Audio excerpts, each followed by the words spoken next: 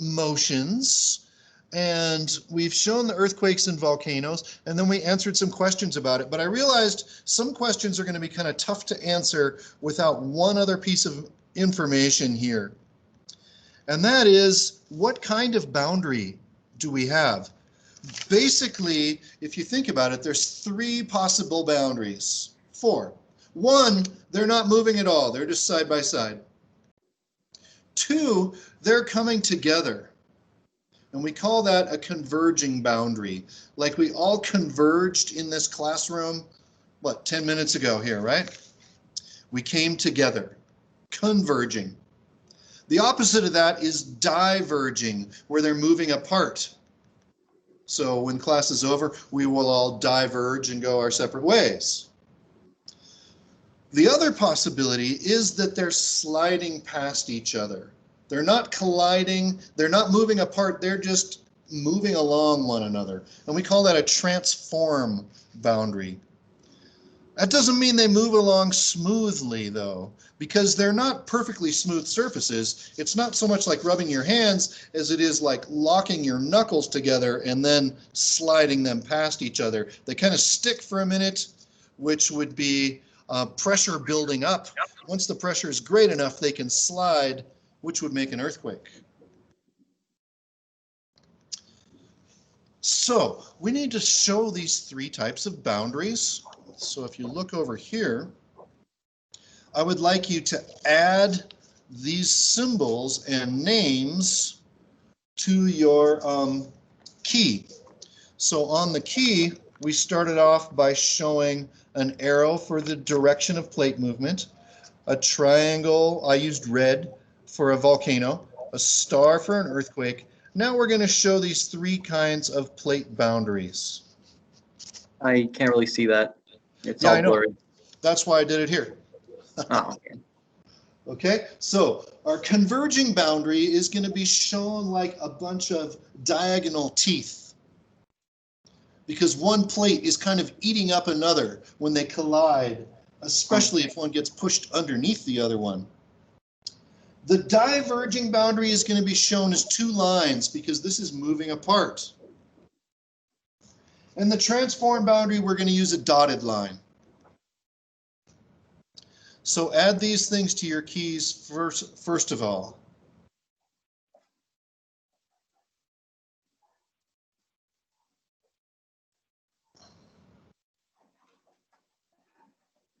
So, have a nice day.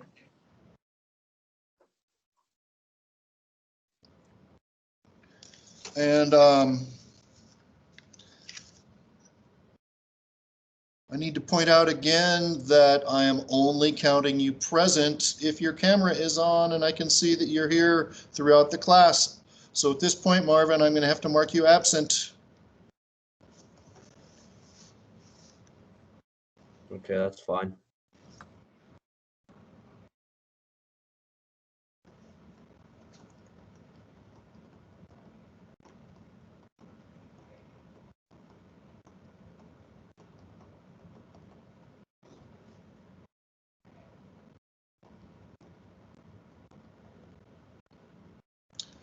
Okay, so we should have added these three boundaries. Are we good with that? Give me a thumbs up if you've got those three boundaries there. Thanks, Rose. Thanks, Marisol.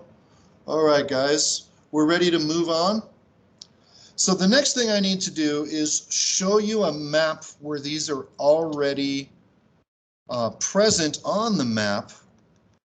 And then you're going to take a few minutes to fill these in.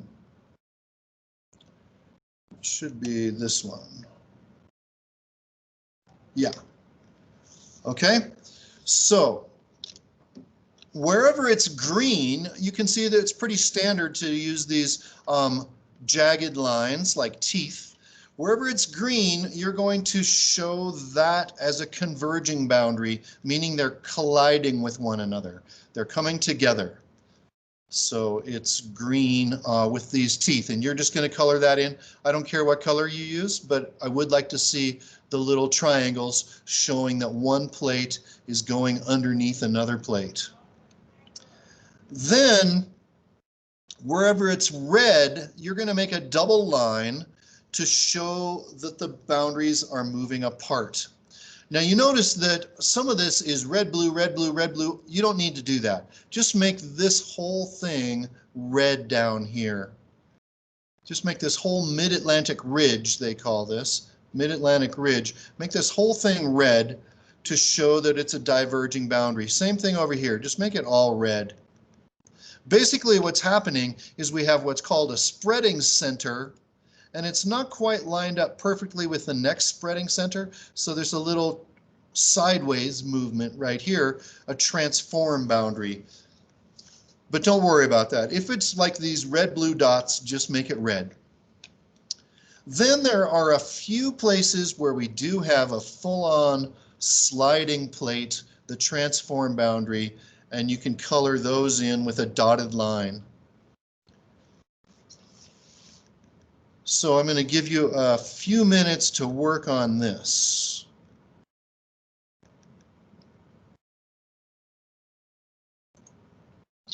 And basically I'm going to set a timer, except that the timer is going to be a song.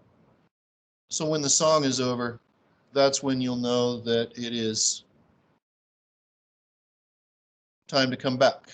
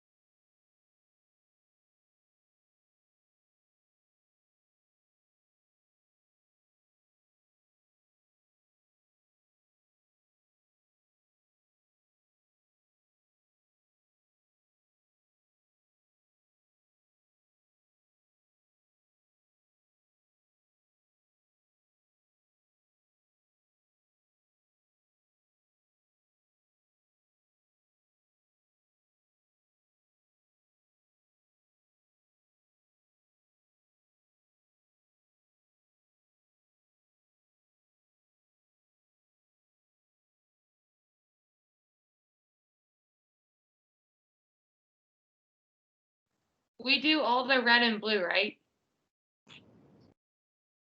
Sorry? We do the red and the blue? Yes, you're going to do all the colors,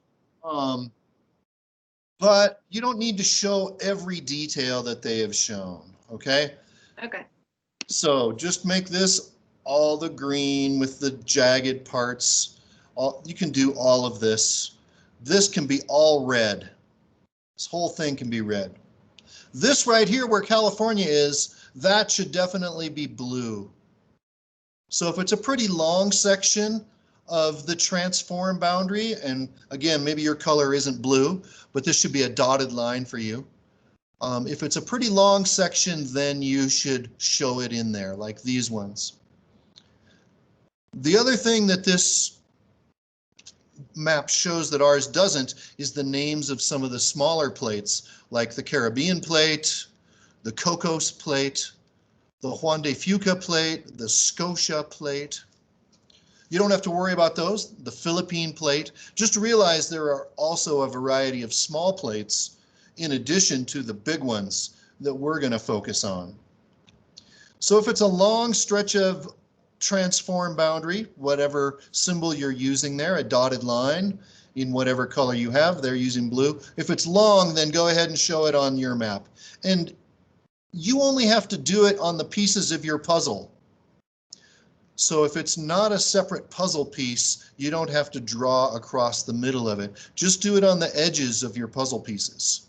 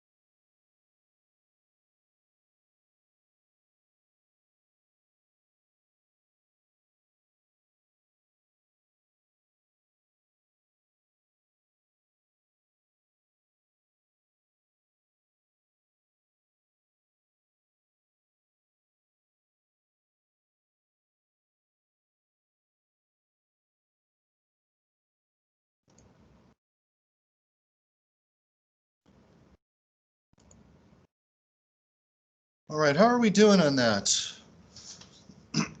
Give me a thumbs up if you're done.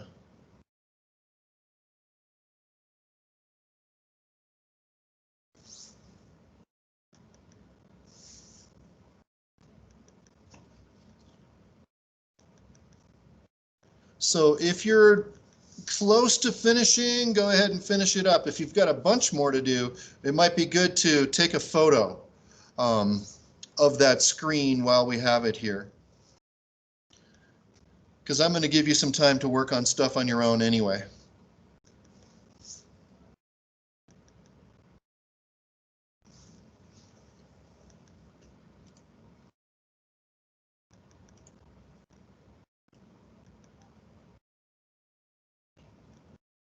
Thanks, Gabe.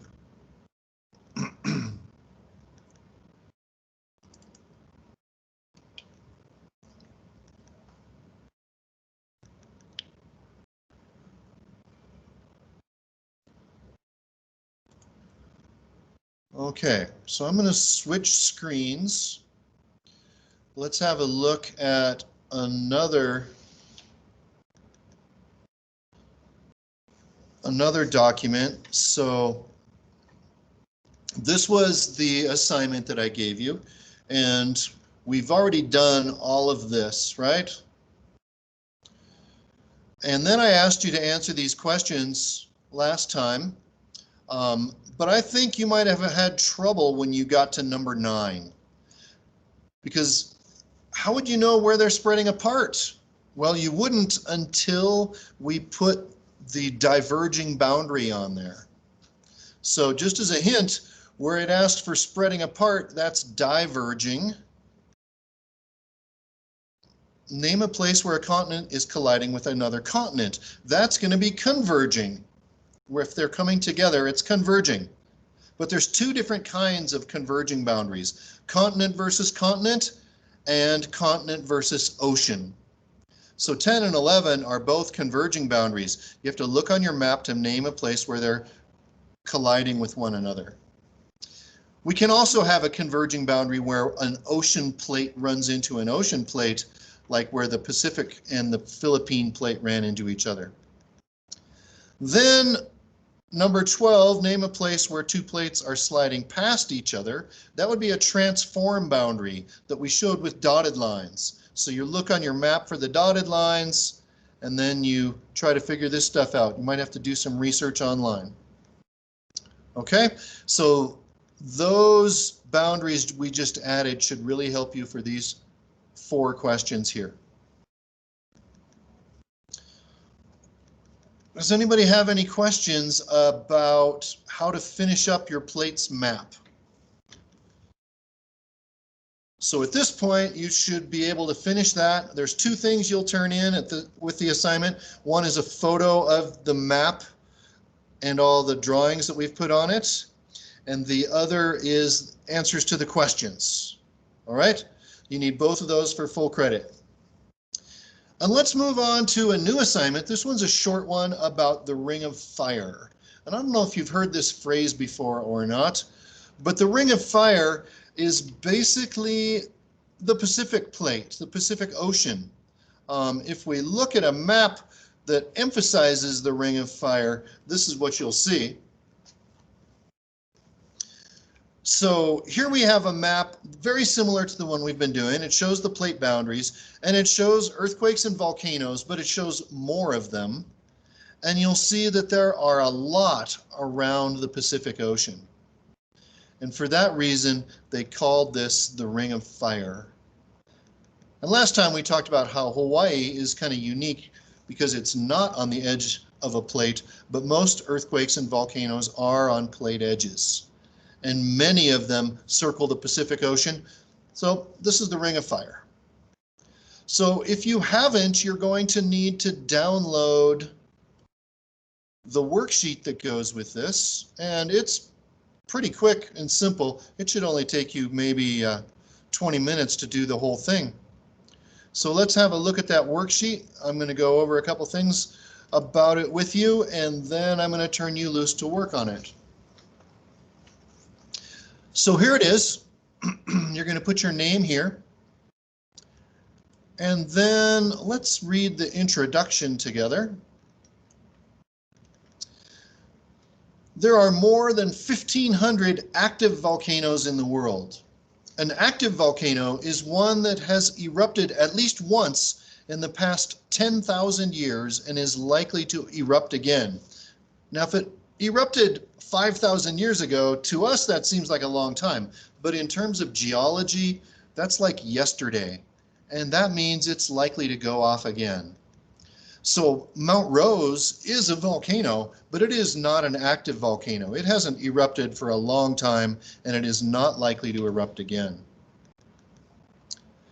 Because most of the Earth's volcanoes are hidden under the oceans, people have not been able to witness their eruptions. Every year, about 50 or 60 volcanoes erupt on land where people might be able to see them. Scientists estimate that there are about 200 volcanic eruptions under the oceans every year. So, this assignment has 2 pages. One is the page with the questions and background information, and the other is a map. And so they've shown the Ring of Fire here as this shaded area. And then they have shown the locations of 24 different volcanoes.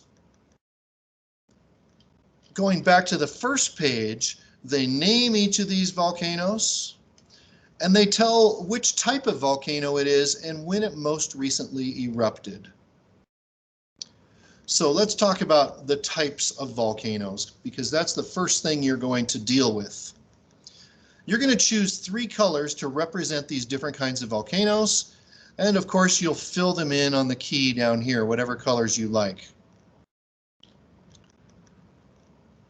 You can do that if you click on your pencil, then you click on the color, and then you can choose a different color over here. So stratovolcanoes have many layers that were formed during different eruptions. And what we mean by this word strata, whenever you see that, it means layered. A shield volcano is gently sloping. It's shaped like a shield, an ancient warrior's shield, laying on the ground. A cinder cone is a cone-shaped volcano, amazingly enough. And also amazingly, it's made of bits of cinders. And these are chunks of hardened lava. And so we call those cinders. In fact, they often spread cinders on the streets to give us better grip when it's snowy out.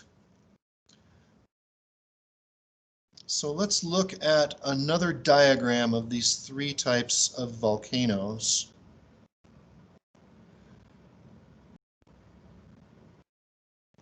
Okay, here we go.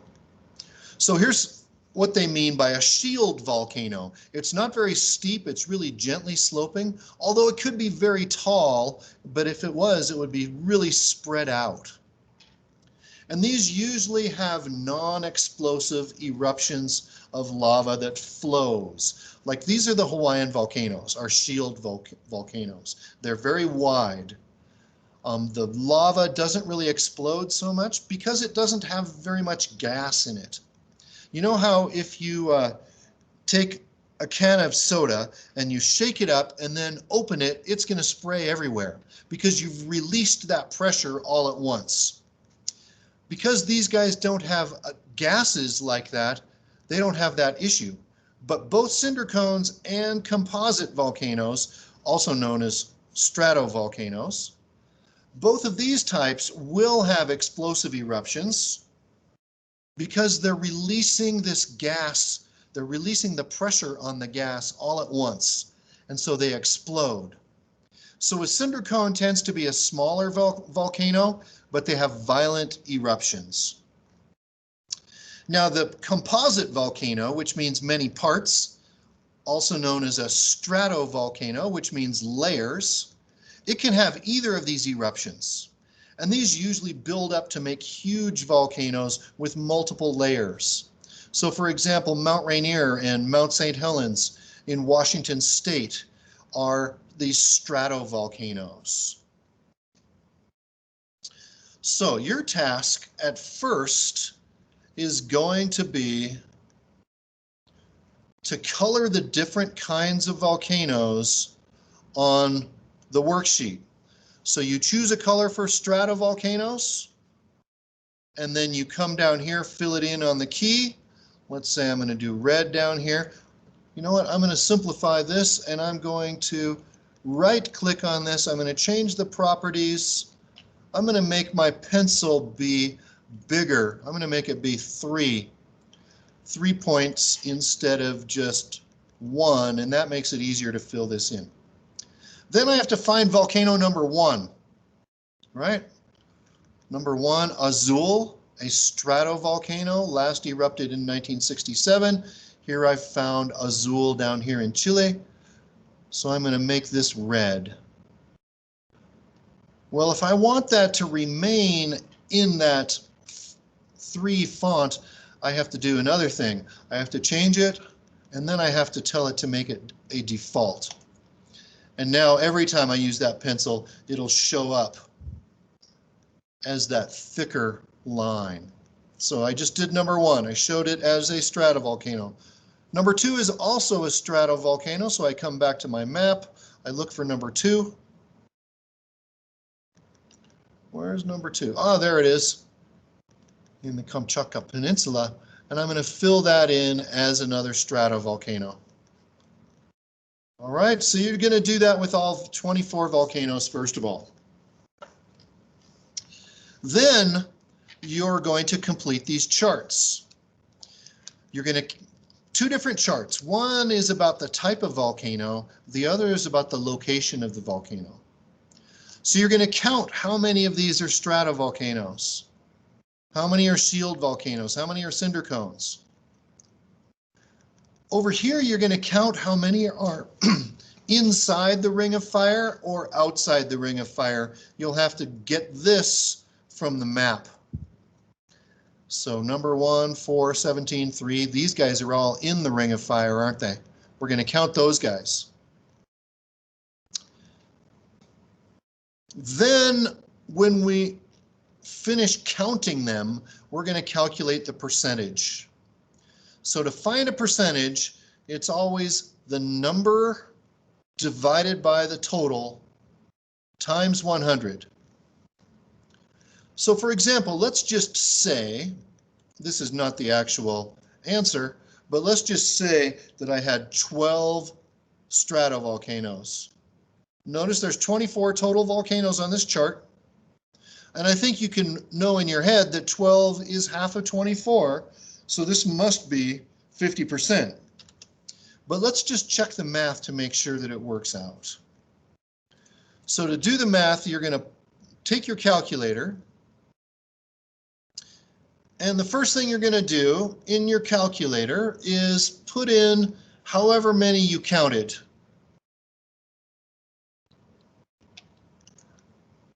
So I believe that there were 12. I'm going to divide by the total, which was 24. And then I have to hit the equal sign. I get 0.5. But then to change it to a percentage, you have to multiply by 100. Or you can just move the decimal over 2 places and you get 50%, right?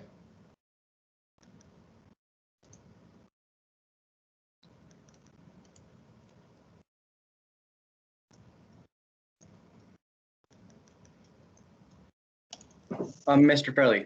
Yeah. So the app I use, since I would try to use the one that you have, but my computer just doesn't carry it for some reason. So the one I'm using, is it all right if I use like different shapes for just to put over the dots? Yeah, you can change the key to however you like. Sweet, thank you. Yeah. Okay, so then after you've counted up the different kinds of volcanoes, calculated the percent, counted up the number within the ring of fire or outside of the ring of fire, and again, calculate the percent, then you just have these 3 questions to answer and 1 extra credit question. All right? And actually, that's all I have for you today. So I'm going to invite you to exit the meeting if you like. What do we have? Another hour basically of class. So you need to finish the plates map and the ring of fire and turn those in.